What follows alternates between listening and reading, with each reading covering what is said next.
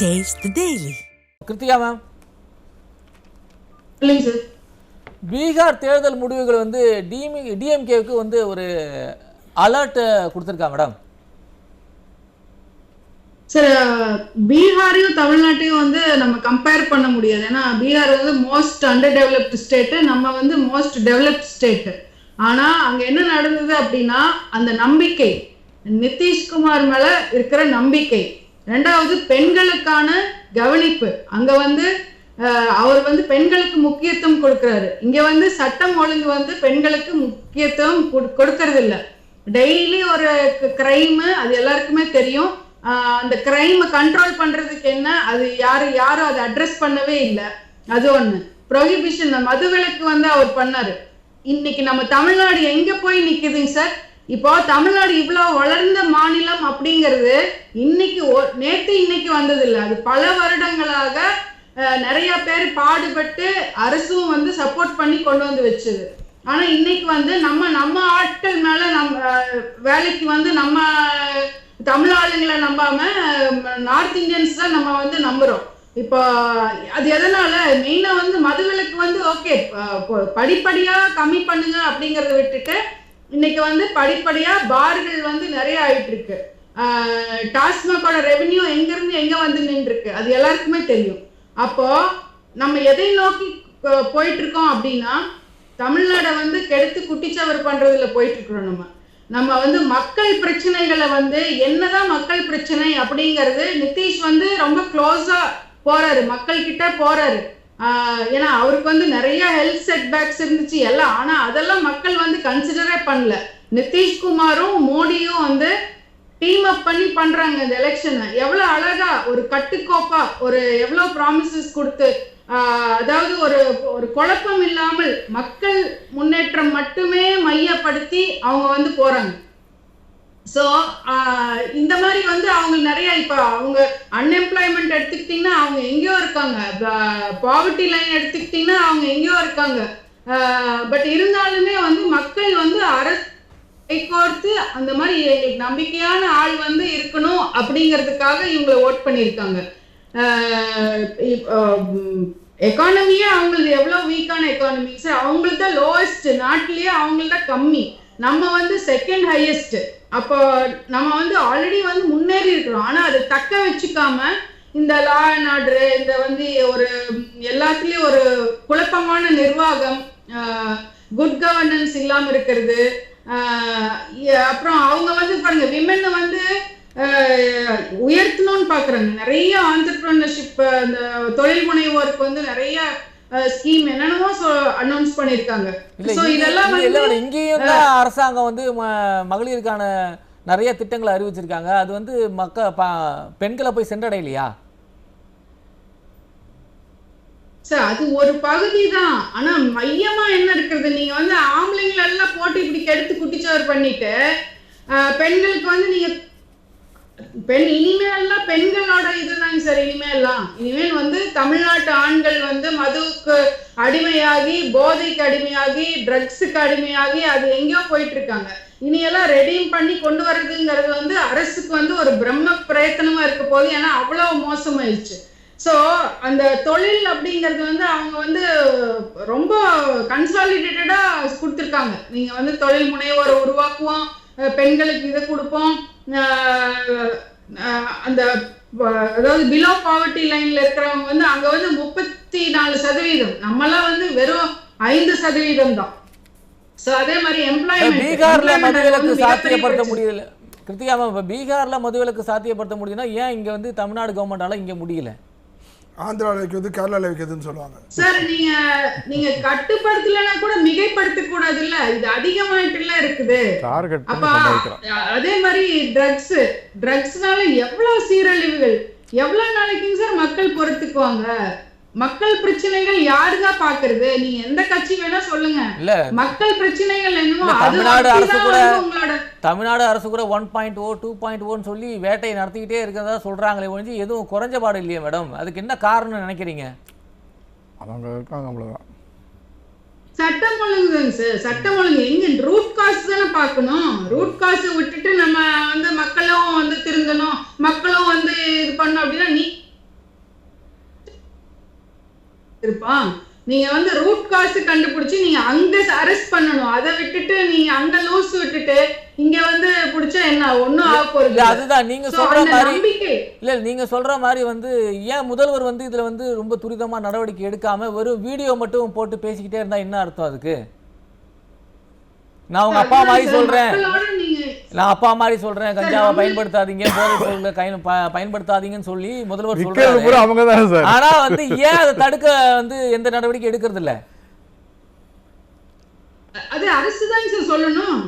வந்து நடவடிக்கை எடுக்கணும்னா உள்ள வரவே கூடாது. கோஸ்டல் ஏரியாஸோ இல்ல வேற எங்க இருந்து வருதுன்னு எல்லாத்துக்குமே தெரியும் தானே. இங்க இருந்தா வருது, சும்மா ஏர்போர்ட்ல சீஸ் பண்றாங்க அவ்வளவுதான். ஆனா மத்த இடங்கள்ல எல்லாம் கிரவுண்ட்ல வந்து எல்லாத்துக்கும் தெரியும், போலீஸ்க்கு தெரியும்.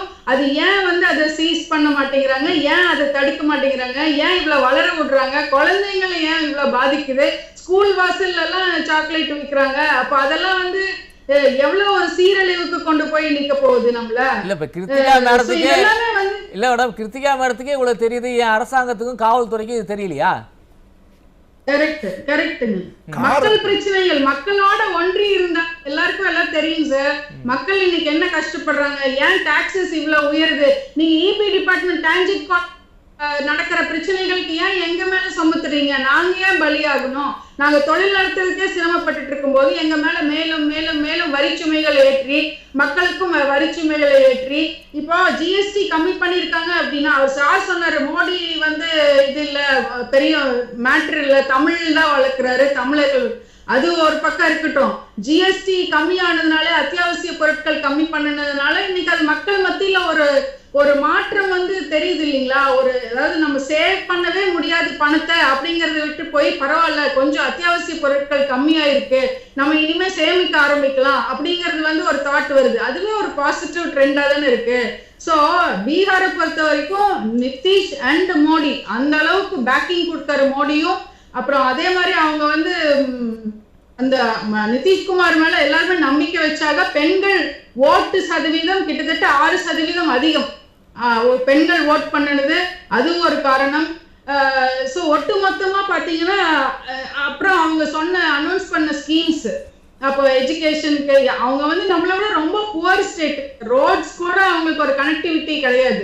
அவங்க வந்து இன்னைக்கு ஏர்போர்ட் சொல்லியிருக்காங்க, மெடிக்கல் காலேஜ் மாநிலத்துக்கும் ஒவ்வொரு டிஸ்ட்ரிக்ட்டுக்கும் மாவட்டத்துக்கும் ஒரு மெடிக்கல் காலேஜ் கொண்டு வரேன்னு சொல்லியிருக்காரு, படிப்பு சொல்லித்தரேன்னு சொல்லி ஸ்கில்லிங் பண்ணித்தரேன்னு சொல்லியிருக்காரு, தொழில் வளர்ச்சிக்கு சொல்லியிருக்காரு. நம்ம வந்து மற்ற மாநிலங்களுக்கு எல்லாரும் வேலைக்கு போறது வந்து கட்டுப்படுத்தி இங்க அவங்க ஸ்டேட் இண்டஸ்ட்ரீஸ் கொண்டு வரணும் அப்படின்னு சொல்லியிருக்காரு.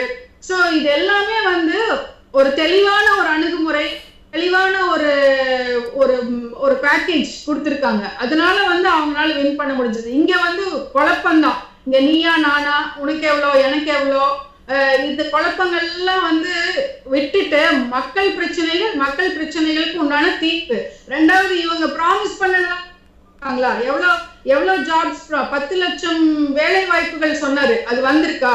இன்னைக்கு 10 லட்சம் வேலை வாய்ப்புகள் ஒரு வருஷத்துக்கு பண்ணித்தரேன்னு சொன்னாரு. 75% பிரைவேட்ல வந்து உங்களுக்கு தமிழியன்ஸ்க்கு மட்டும்தான் பணி நியமனம் பண்ணணும் அப்படின்னு எல்லாம் ப்ராமிஸ் பண்ணாங்க. அப்படி நடக்குமா? சமூக நீதியும் சமூக நீதியும் நிலைநிறுத்துறேன்னு சொன்னார் அவரு. சமூக நீதி கொள்கையும் தனியார் நிறுவனத்துல நிலைநிறுத்துவேன்னு சொன்னாரு.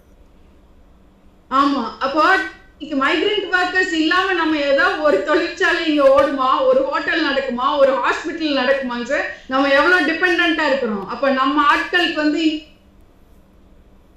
நம்ம 5.5% அது வந்து நேஷனல் ஆவரேஜ் விட ஜாஸ்தி.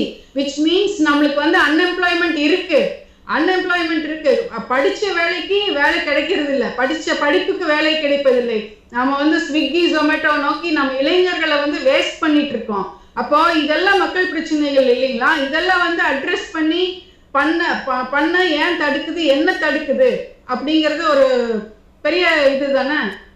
சோ மக்கள் பிரச்சனை யார் வந்து அவங்களோட நின்று ஓகே மக்கள் பிரச்சனைகள் இப்படி இருக்கு, நம்ம இந்த தீர்வுகள் எல்லாம் கொண்டு வரலாம் அப்படி யார் எந்த லீடர் பாக்குறாங்களோ அவங்க தான் சார் ஜெயிக்க முடியும். நன்றி நன்றி இந்த மேடம். மாதிரி சும்மா வெத்து ப்ராமிசஸ்.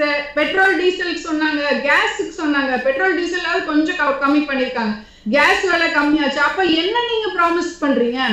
நீங்க ப்ராமிஸ் பண்றது நீங்க டெலிவர் பண்றீங்களா? நன்றி நன்றி நன்றி மேடம். கிருத்திகா மேடம் தொடர்ந்து பேசுவோம். யார் ஆட்சிக்கு வந்தாலும் அது வந்து மக்களுக்கு நல்லது செய்யற ஆட்சியா இருக்கணும், மக்களோட பிரச்சனைகள் தெரிஞ்சுக்கிற ஆட்சியா இருக்கணும். இது வந்து எலெக்ஷன் டைம்ல மட்டும் வந்துட்டு அதுக்கப்புறம் மக்களை அம்போன்னு விட்டுற ஆட்சியா இருக்கக்கூடாது. Health important. அதாவது தடுக்கி விழுந்தா கேன்சருங்கிறாங்க. இன்னைக்கு வந்து நம்ம நிறைய நஞ்சு தான் நம்ம சாப்பிட்டுட்டு இருக்கோம். இயற்கை வேளாண்மை இந்த கவர்மெண்ட் சொன்னாங்க 11.75 ஹெக்டேர்ஸ் நம்ம வந்து அடிஷனலா வேளாண்மை கொண்டு வரணும். உங்களுக்கு எல்லாம் இல்ல மேடம், உங்களுக்கு இல்லம் தேடி மருத்துவம் வீட்டுக்கு வரலையா? இல்லம் தேடி மருத்துவங்களா? அதெல்லாம் அதான் சார். இந்த மாதிரி நம்ம அழகழகான கேப்ஷன்ஸ், அழகழகான ஒரு கான்செப்ட், தாயுமானவர் இல்லம் தேடி மருத்துவம். அதான் சார், இதெல்லாம் நிதர்சனமான உண்மைக்கு ரொம்ப விலகி இருக்கிறோம். நம்ம வந்து நிதர்சனமான உண்மை வந்து இன்னைக்கு சாதாரண மிடில் கிளாஸ் ஃபேமிலி ஒரு ட்ரீட்மெண்ட்டுக்கு போக முடியாது. ஒரு விவசாயி நெல்லை அப்படி போட்டுட்டு கஷ்டப்படுறான். படிச்சுட்டு வேலை இல்லாம யங்ஸ்டர்ஸ் கஷ்டப்படுறாங்க.